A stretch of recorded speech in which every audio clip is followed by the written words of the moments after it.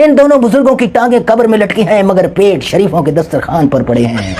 اپنا قلم بیچ دیا، زبان بیچ دی، انسانیت بیچ دی، ایمان بیچ دیا۔ اشرف المخلوقات کے نام پر خدا نے جو کچھ دیا تھا وہ سارا سامان بیچ دیا۔ سجنوں، بیلیوں، متروں، سہیلیوں، آج میں آپ کو ایسے ایسے جوک سناؤں گا جسے سن کر آپ کا دماغ بھنوٹ ہو جائے گا، آپ تلملا اٹھو گے، چلا اٹھو گے، اپنا سر پیٹ لو گے، بال نوچ لو گے۔ جوک سن کر آپ جوک در جوک گھر سے باہر نکل آؤ گے، احتجاج کرتے ہوئے مطالبہ کرو گے کہ ان جوکروں کو بیج بنا کر زمین میں بو دیا جائے، ان جوکروں کی فصل اگائی جائے، باہر بھجوائی جائے، روتی دنیا ہنسائی جائے، ایکسپورٹ بڑھائی جائے۔ سنو، جو لوگ لاپتہ ہو گئے، جنہیں اٹھا لیا گیا، قاضی صاحب نے انہیں انصاف دینے کے بجائے انہیں پر اعلیٰ درجے کے سوالات اٹھائے، پرلے درجے کی لاجک لائے کہ لاپتہ افراد خود عدالت کیوں نہیں آئے، جسے سن کر دنیا بھر کے جج صاحبان، قانون دان، قانون بنانے والے، پڑھانے والے سکتے میں آ گئے۔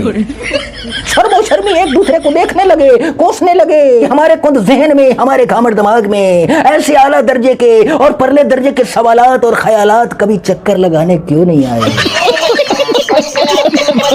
بس پھر ان سب نے قاضی صاحب سے متاثر ہو کر مشترکہ فیصلہ کیا کہ آج کے بعد کوئی قاتل ہو جائے تو اس کے وکیل سے پوچھا جائے کہ مقتول خود عدالت کیوں نہیں آئے۔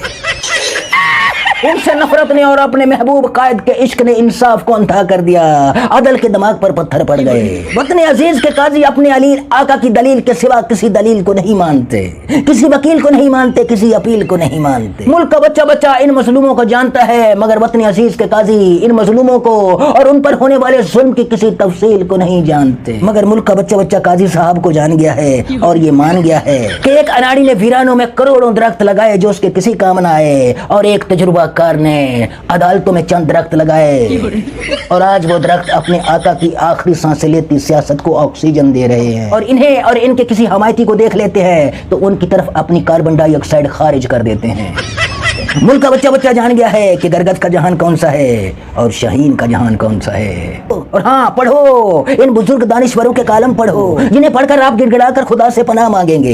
کہ اے خدا کسی دشمن قوم کو بھی ایسے دانشور مت دینا۔ ان دونوں بزرگوں کی ٹانگیں قبر میں لٹکی ہیں مگر پیٹ شریفوں کے دسترخوان پر پڑے ہیں۔ ان کے قلم، ان کی زبان، ان کا ایمان کرپٹ حکمرانوں کے سامنے ہاتھ باندھے کھڑے ہیں۔ ان میں سے اس دانشور کو شریفوں کے ڈنر ٹیبل سے گرے ہوئے ٹکڑوں نے ایسا گرا دیا، اتنا بے حس بنا دیا کہ یہ اپنے کالم میں کپتان اور اس کے حمایتیوں کو صفحہ ہستی سے مٹانے کی اپیلیں کر رہا ہے، اور دوسرا دانشور اپنی بزرگی اور دانشوری کی لنگوٹی اتار کر کبھی میاں صاحب کی بیگم کا روپ دھار کر میاں صاحب سے ہم کلام ہوتا ہے